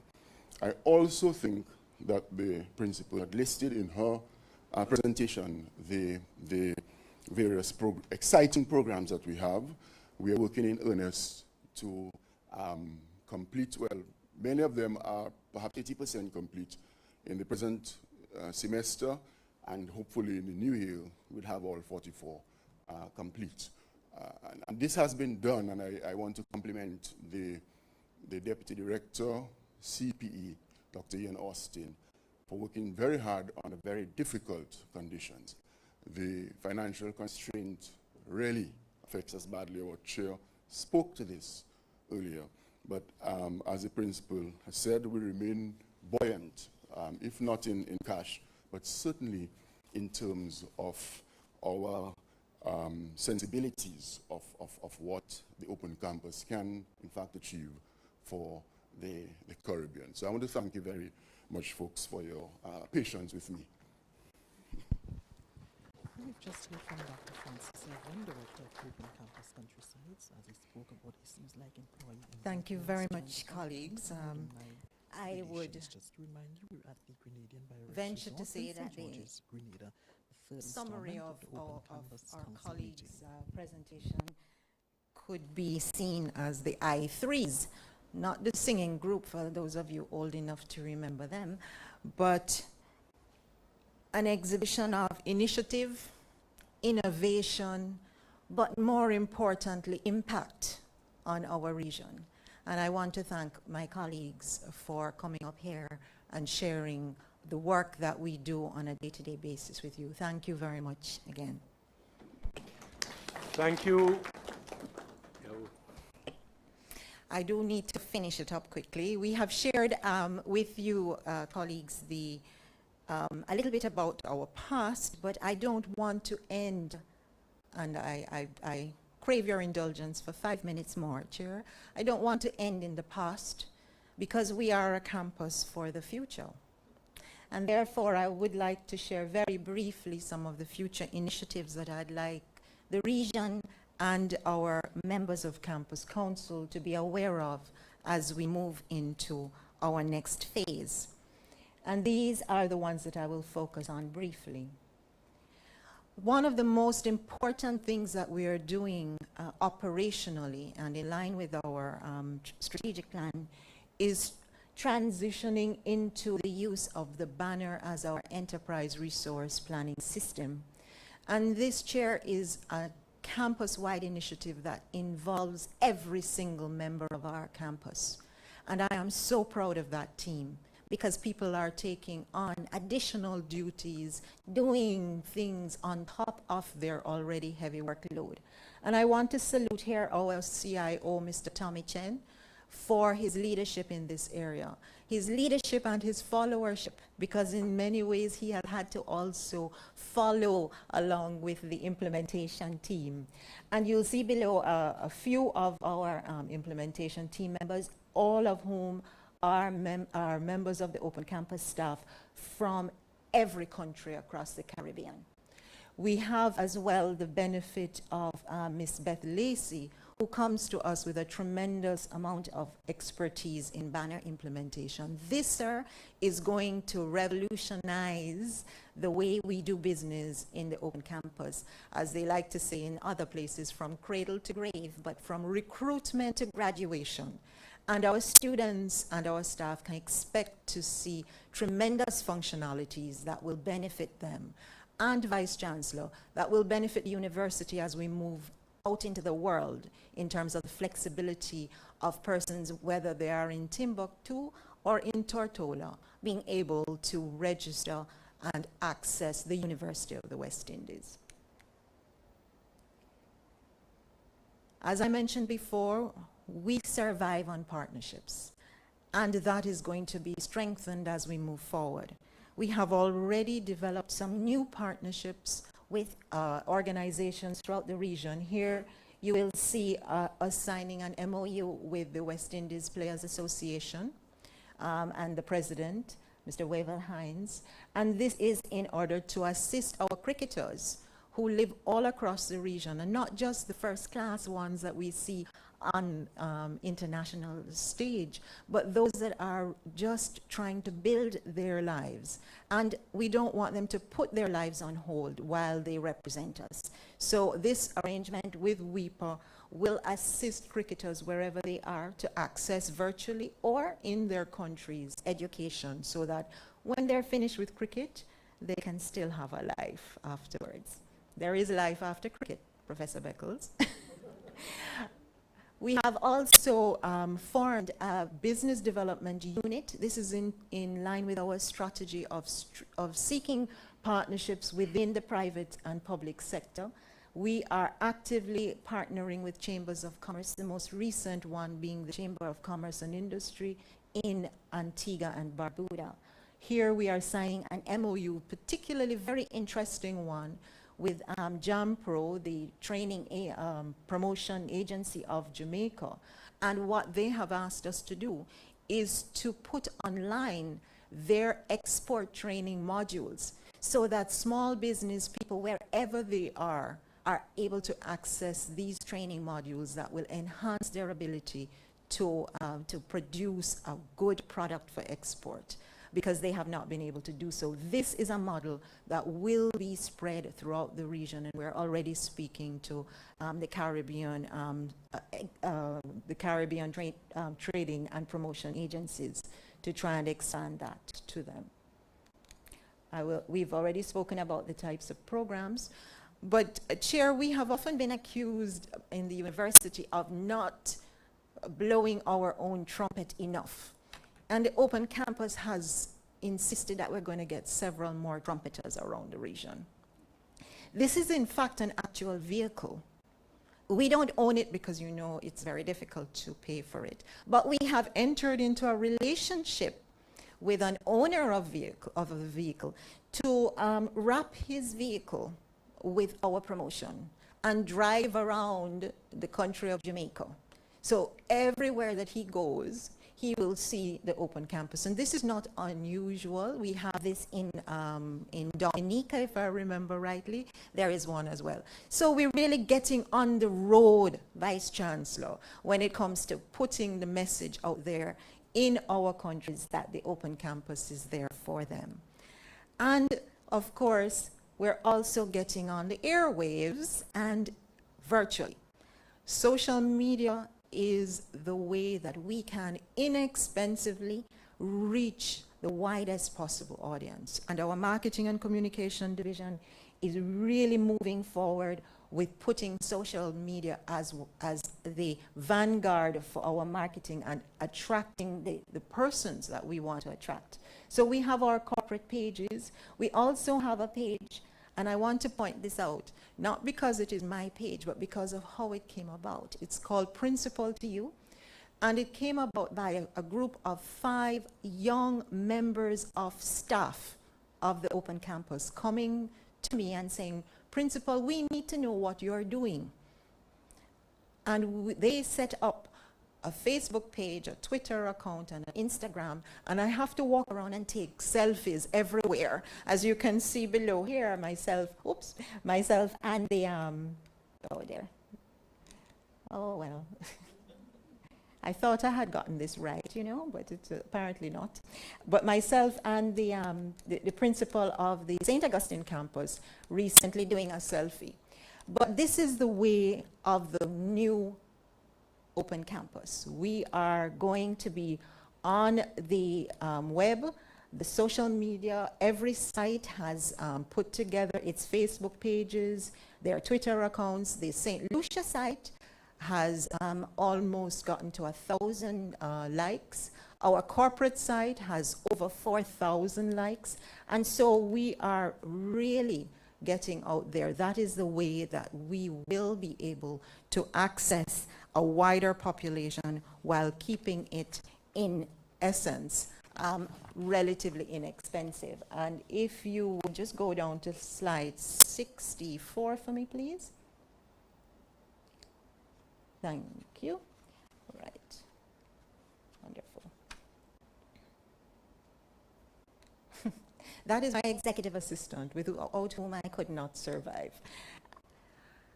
Finally, well, not quite finally, the chair mentioned the Open Campus Task Force review, the governance of the Open Campus Task Force Committee. And this committee has put out a draft report. The campus has embraced this review because this campus, colleagues, has always been about change. from 1948, this campus has always been about change. And we anticipate that the changes that this review will suggest, recommend, and be adopted will continue to strengthen our contribution to this region, as has every change throughout our history.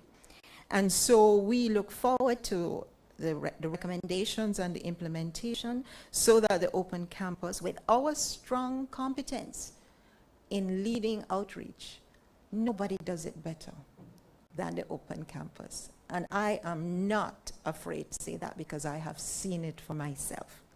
And I know that we will continue with an appropriate new model to impact the region as we move forward.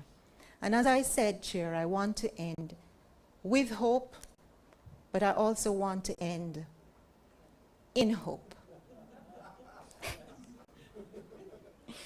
And I am so happy that P.S. Rouse is here. I was very pleased to go with the Vice Chancellor to visit the most generous donation of 89 acres of the most beautiful land in Grenada to the University of the West Indies.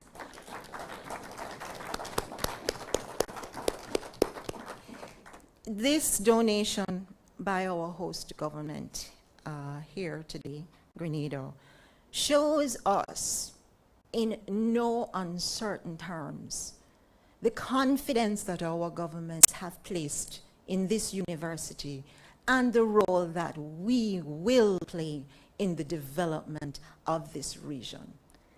This hope for the future, in hope, St. Andrew is iconic. The Vice Chancellor climbed on the rock, and unfortunately we did not carry the UE flag to plant it there, and I'm not that good at photoshopping, but it was a moment that we recognized needs to be grasped. It is significant of the future of the Open Campus. It is significant of the confidence of our governments and our people. It is significant of our ability to lead the development of the region in all the communities, because development begins one person at a time. I am very pleased to lead a team of people who sacrifice time, effort, family to commit to this Open Campus. Without them, we could not be where we are, and the hundreds of others throughout the region that support the growth, the development, the commitment to our students and to the region. We are not afraid of rocky roads. We come from countries like Dominica, the British Virgin Islands, Grenada, Jamaica. Rocky roads, rough seas, we know how to deal with them. We are resilient people. The Open Campus is a microcosm of that resilience. And Chair, we have no doubt that we will succeed in moving the nations of the Caribbean along with the University of the West Indies into a period of prosperity, of growth and development. I thank you very much. Thank you very much indeed, Principal, for that very inspirational presentation, and for all those others who participated to give us the confidence and show us what has been done and the path, rocky or otherwise, that we have ahead of us. Dr. Lewis Longsworth, Pro-Vice Chancellor and Principal. Also, of course, Professor Julie Meeks, Dr. Denise Gaspar Richards, representing the Director and the Educational Development Program, Dr. Judith Suarez, and Dr. Francis Savre. And of course, we in the Open Campus are essentially the face of the main campuses in the wider region, and indeed now through the internet to the world. I just want to say that, you know, we have been making these jocular references about LIAT, but in all seriousness, we know that LIAT is our main companion in this network across the Caribbean. And just as we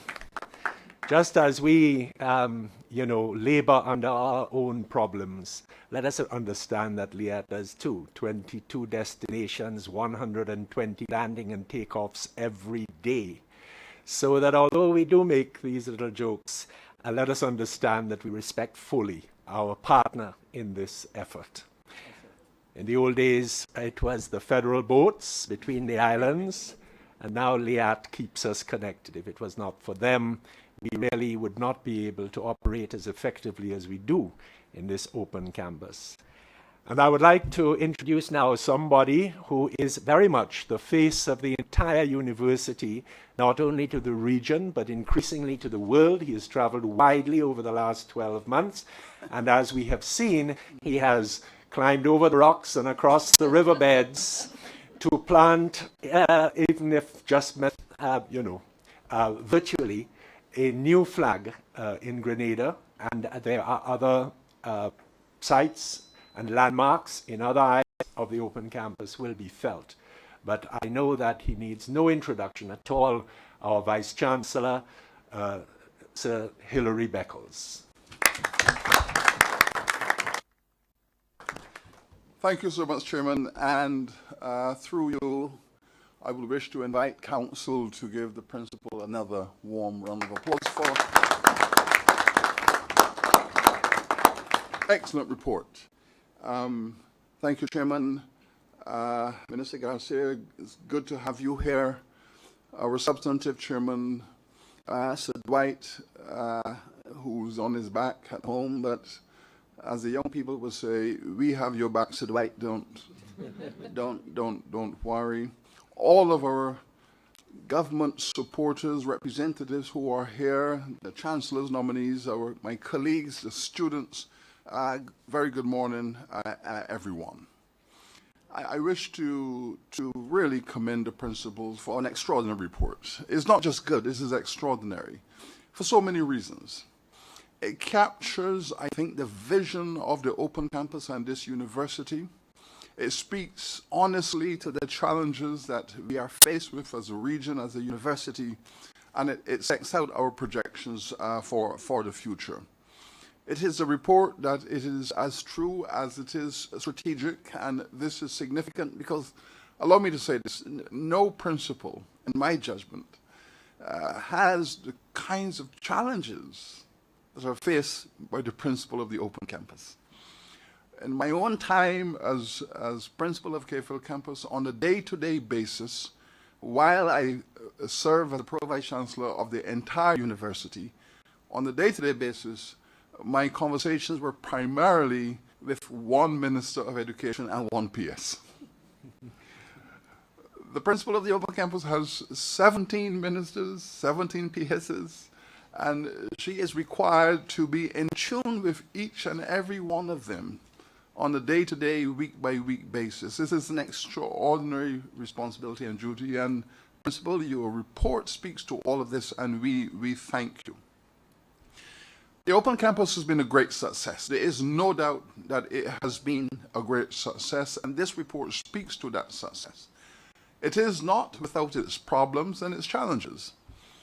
But the problems of the Open Campus are not the problems of the Open Campus. They are the problems of the university and its region.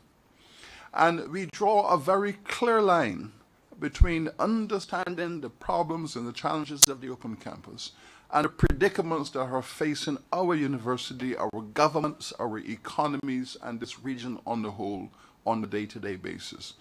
And by solving these problems of the Open Campus, we will be solving the university's general problems as well as confronting the problems of the region. It's a report, I believe, that calls upon all of us to keep in mind that from time to time we have to be engaged in re-engineering of our processes and of our business models. This is consistent with the survival of all good institutions and universities. The Open Campus has come to the end of the first phase of its journey. That first phase has a legacy of how many years, Principal? A legacy that is older than the rest of us. That's right. I'm not going to give a number. I will just say the rest of us. So there is pedigree in this open campus institution, and now we are going to do some restructuring. But the university itself is in a process of re-engineering. We have to re-engineer the university. We have to reorganize it. These are very different times that we are faced with. And it would be irresponsible of us not to confront these challenges and participate in the re-engineering processes, and in so doing, the open campus will also be subject to some reorganizing. The purpose, of course, is always to ensure our stakeholders that every cent of money and capital invested in this university, that we can say that we have made the best use of it, the most efficient use of it, the most effective use of it, and this is why we have to do what we have to do. So this phase one has come to an end, and we have established, as you have heard, a task force to look into operations and structures. But we are doing so against the background of the fact that there is tremendous commitment to this open campus, not only in the university itself, but all of our stakeholders. This 89 acres that I stood on yesterday, P.S. Rose, and I felt very at home. Not because I'm accustomed to 89 acres of land. On the contrary, I'm from the Caribbean peasantry, and 89 acres is estate and plantation. But in the parish of St. Andrew, where I was born in Barbados, and I felt in the parish of St. Andrew here yesterday where I went, standing on a piece of land overlooking the ocean, it brought back memories of my own childhood in the one little hilly part of Barbados, St. Andrew, with the ocean in the background, and we thank the people and government of Grenada and the Grenadines. I can also assure you, P.S., that just a few weeks ago in New York, we met with an investor and developer to talk through a strategy which we hope will take us somewhere towards looking at the development of these lands for the university and for this country. So we are not going to receive this tremendous investment of land and not actively pursue a strategy for its development and its usage. The task force report is being discussed across the university.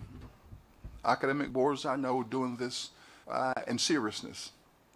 Our intention when that process is complete is for the senior management of the university in the first instance to subject that report to a workshop.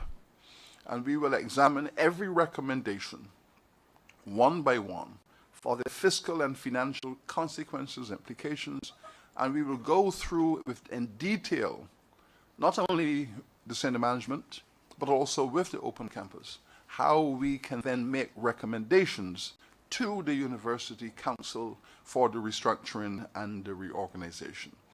But the fact of the matter is that the open campus is indeed the future, and I cannot imagine the UWI in the next 10, 20, 30 years without the centrality of the open campus and the role it must play in our future agendas.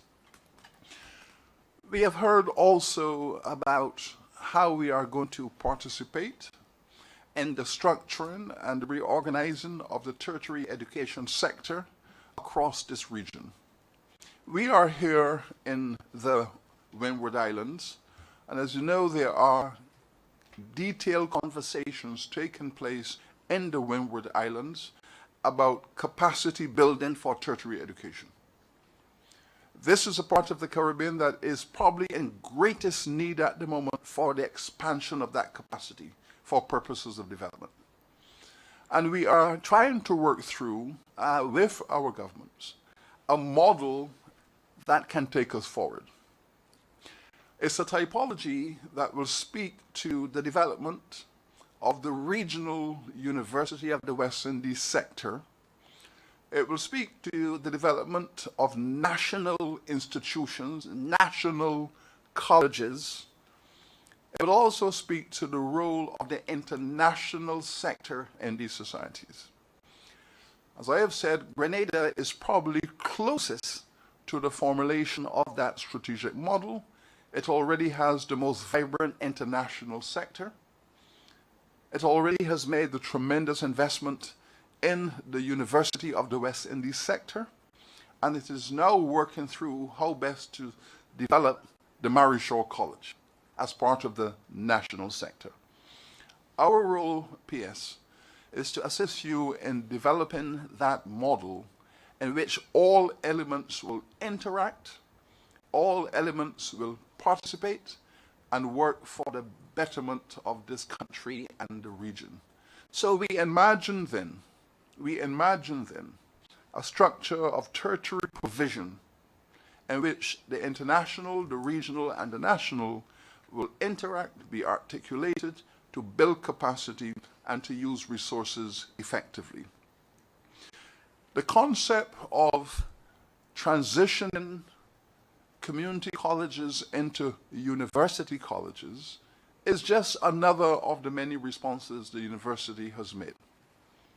We believe that in order to build out university standard education in quality and quantity, some of these community colleges across the region can make that transition, where they will function as amphibious institutions, taking care of some of the sub-degree programming, the vocational studies programming, the skills training, the professional training, as well as degree-level programs. This is how university colleges are conceptualized, and in some instances might also be resourced enough to deliver master's programs. This is the way in which we are pursuing how best to grow that capacity effectively with maximum efficiency in terms of resource use. This is what it's all about. Building capacity at minimum cost and with greatest effectiveness. So we have invited all of the community colleges across the region. If they are ready and if their governments are ready to make that transition, we will work with them. And many of them have already said that they are keen to make this transition. We are speaking with them. But I wish to emphasize the purpose of developing community colleges into university colleges is not to bring them under the management authority of the UWI. That is not the objective. They will stay as national institutions. We will urge them also to internationalize their programs, to continue to seek out global opportunities, and we will work with them in building their quality and assisting them in negotiating their global outreach. A few months ago in Jamaica, in Montego Bay, I had the privilege of speaking at an award ceremony for one of the teacher training colleges. And this college has a program with the Central Connecticut University, where teacher training is delivered jointly between the college and the American University. And I was able to show them, as they expressed an interest in being a university college at UWI, that we will assist them to do even more of that, to work even more closely with other universities as they build their capacity for the development of their infrastructures.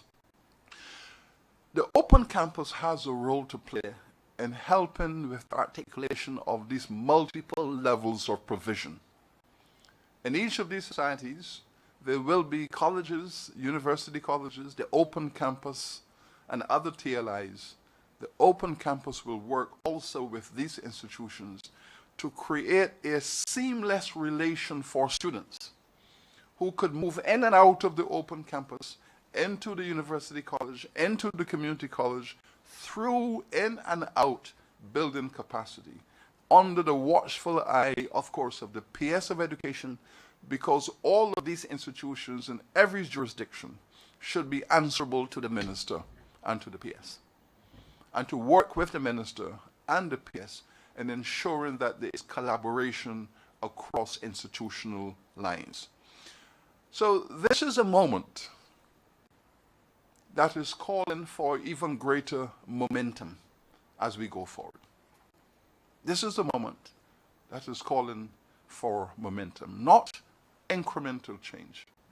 This is re-engineering, restructuring, because this region has to make a quantum leap in the provision of tertiary education and professional training in the next 10 years. If we do not do this, we are going to be even further marginalized.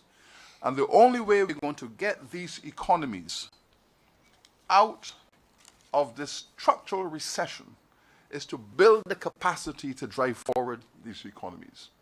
And so we are speaking, therefore, about the re-engineering of UWI. We are speaking about the creation of an activist university.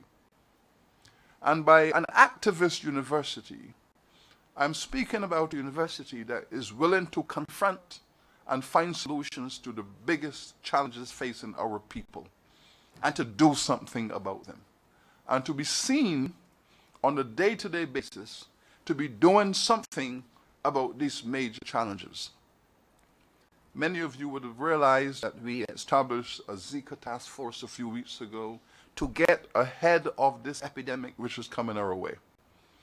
And now we were able to bring all of the finest research and researchers in the world into UWI to articulate our own skills and competencies with those of the world to get on top of this matter.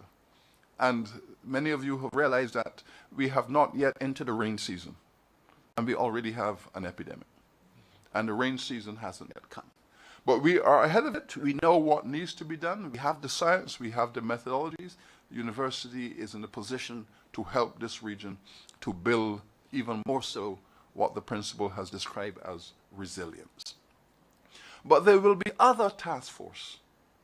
As I speak to you, we are formulating a UWI Economic Growth Forum. This Economic Growth Forum is going to be a standing committee because it is our number one priority right now. We must generate more wealth in this region. We have to generate more wealth, and if we do not do this, many of the benefits that we have achieved over the years will be eroded. And so, placing the university in close collaboration with the wealth producers of this region is a top priority for us. We need to understand the obstacles that are facing wealth generation. We need to promote greater innovation, entrepreneurship, in order to generate greater economic activity in this region. And while we are all committed to issues such as social justice and equality, we all know that one of the most effective ways to generate social justice and equality is to have more wealth to distribute on the social front facing our people. And so the re-engineering is important. To this end, we have established an Office for Global Affairs that will be led by a Pro-Vice Chancellor. So we will have a Pro-Vice Chancellor for Global Affairs who will lead on many of the initiatives that are currently on the table and to pursue new ones. You would have heard, colleagues, and read that we have established a new university. UWI has worked with the Global Institute of Software Technology in China in order to establish the UWI China Institute for Software Technology. And the purpose of this is to help this region, the young people especially, to move into the digital age in order to promote economic and social development. And we will be offering programs in software, engineering, and technology come the new academic year. This is a revolutionary initiative. The students will spend 2 years in UWI and 2 years in China. And the 2 years in China, they will be inducted into the technology parks of China, where they will learn hands-on the latest generation of software technology and software engineering to return to this region to promote economic development. These are the kinds of activities we are going to be promoting in order to push this university deeper and deeper into this century.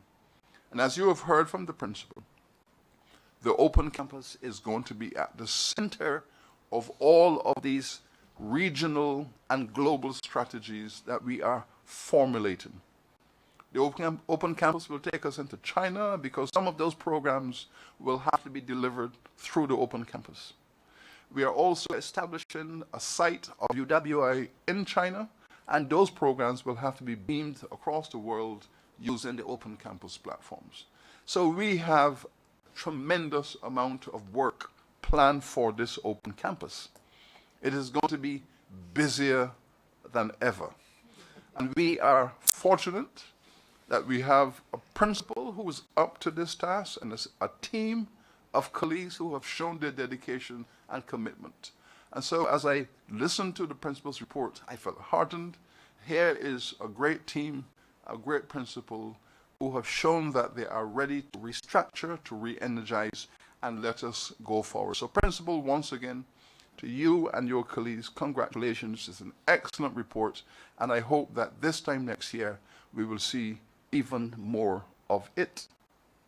I thank you.